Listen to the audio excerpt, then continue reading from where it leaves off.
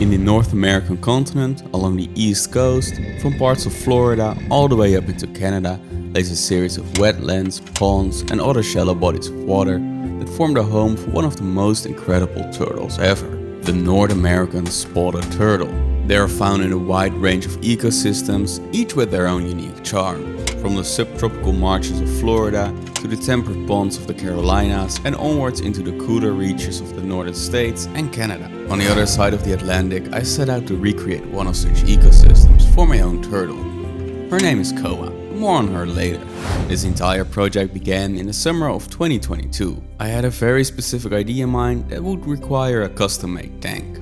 I created the bulk of this tank out of 2 layers of OSB board and reinforced the top with a few common boards.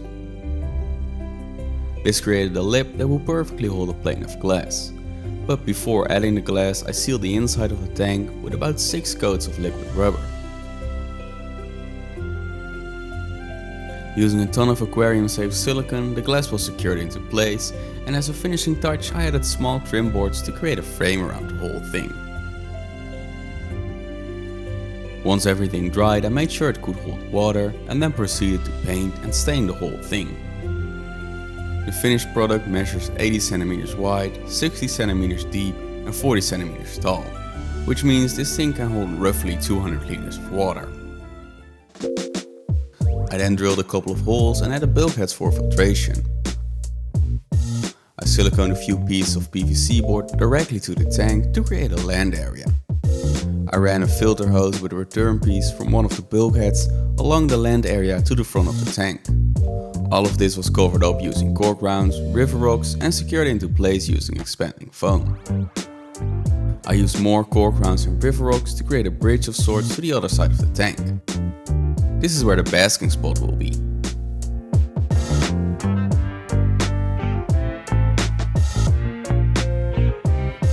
I flipped the tank on its back and filled in the background with cork flats and river rocks. And then repeated the same process on both sides of the tank. I then covered all the exposed background in this speaker mesh in hopes it would wick water up the background to help create a moss wall. I added Leka and a piece of geotextile fabric to the land area to create a false bottom. I added my substrate mix and seeded it with springtails to make it bioactive. For the water portion I went with a play sand substrate. I then added a ton of plants in both the water column as well as on the land. I added molds in as many key locations as I could and finished the tank off with some duckweed and Salvinia minima.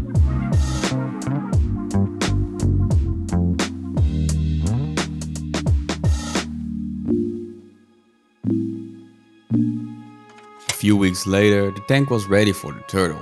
Her name is Koa, and this goofball is absolutely tiny. Clocking in at only 4 cm long and weighing 22 grams, I was worried this little turtle might drown in our newly created ecosystem, which unfortunately is pretty common with the babies of this turtle species. So I made sure we had nothing to worry about and lowered the water level and added a few pieces of driftwood. These pieces leach tannins into the water, staining it brown. This isn't harmful by any means and will actually make our turtle feel more secure. By doing regular water changes, this will slowly dilute away and the water will become crystal clear once more. Now that the tank is ready for a turtle, I introduced Koa into the tank.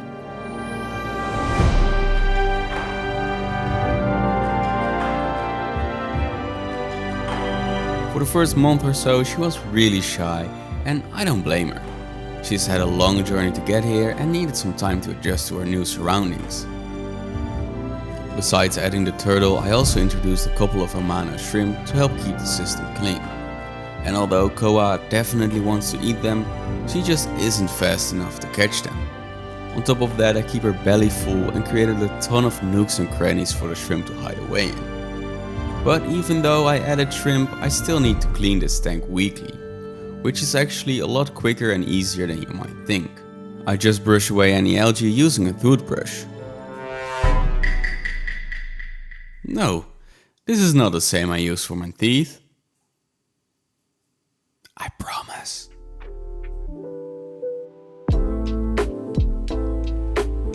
Next I scraped off any algae from the glass and did a water change. All in all, it probably takes me less than an hour every week to maintain this thing. which really isn't that bad. Fast forward about 2 months and I felt the need to give Koa a few friends. I introduced 2 red-capped guppies, which immediately sparked a ton of curiosity in Koa. I thought she wanted to say hello, but ended up just stealing the show.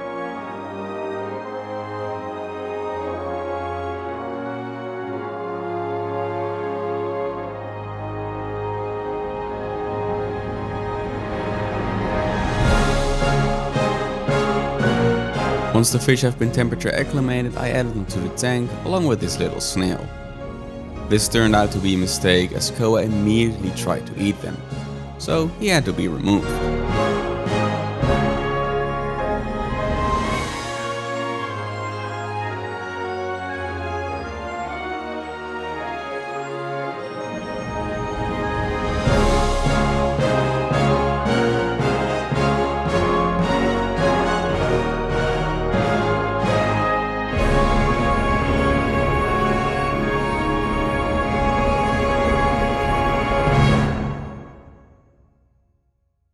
At this point the tank felt complete, and not a whole lot happened over the next couple of months, except me sitting in front of the tank every single day.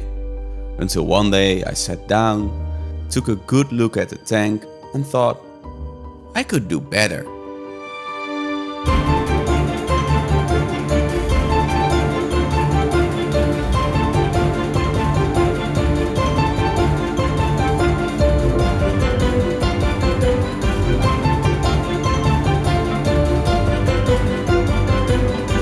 So after selecting a couple more plants and taking some measurements, I built a couple of these planter boxes that I nestled in the hardscape.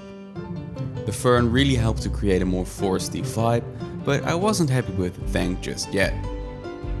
I wanted to add a reed-like plant to further mimic their natural habitat. And while I was at it, I also added a few crypts and grass-like plants to the water feature. All of this made a huge impact on the natural look of the tank. And you might also be noticing that the water level has been raised. In the past couple of months I noticed Koa is a pretty decent swimmer and climber, so I've slowly increased the water level back to its original point. Fast forward another month and the plants have grown in nicely. At this point I felt confident the system could handle more livestock, and so I added about 8 more guppies. I specifically picked out guppies to go along with the turtle, and it has everything to do with Koa and the guppy's behavior. Putting any kind of fish in there with Koa is a gamble, as you run the risk that she might begin to hunt the fish, which is why I chose guppies. These fish reproduce fast and easy, so even if Koa would eat 1 or 2 of them, their numbers would bounce right back. However, all of this footage is from 6 months ago, which raises a few questions. How's the setup doing today? Did Koa eat the guppies? And am I still using the same toothbrush? If we fast forward to today, you can see that the setup is still running smoothly. Sure, some of the plants didn't make it, but others are thriving. The speaker mesh also didn't work out the way I wanted to. Although it does help the moss grow up the walls, it's doing so at a much slower pace than I hoped. And it could only support the moss around the waterline. Everything higher up on the wall has completely dried out. But it's not that big of a deal, as I'm sure the moss will eventually make its way up there on its own. Koa has also grown significantly since I got her, having tripled in weight and doubled in length. And that's not because she ate her tank mates as many have predicted would happen. In fact, the group of guppies has increased in the last couple of months. Where we started out with about 10 guppies, we are now well in the 30s. In the beginning I left them all in this tank, but as they began to overrun the tank I started netting out the babies whenever I saw them and putting them in a separate tank. The Amano are also still doing fine, even though they are a bit of a rare appearance. I'm not sure where they hide most of the time, but every now and then they show themselves, which is always a treat. Koa has also opened up to me and is now begging for food whenever I walk into the room. Taking care of this ecosystem for the last year has been absolutely amazing, and I can't wait to see how it evolves in the future. Eventually I would like to upgrade Koa to a much larger tank and give her some turtle friends. It'll probably be a couple of years before I do so, and in the meantime you can follow along with the progression of this tank.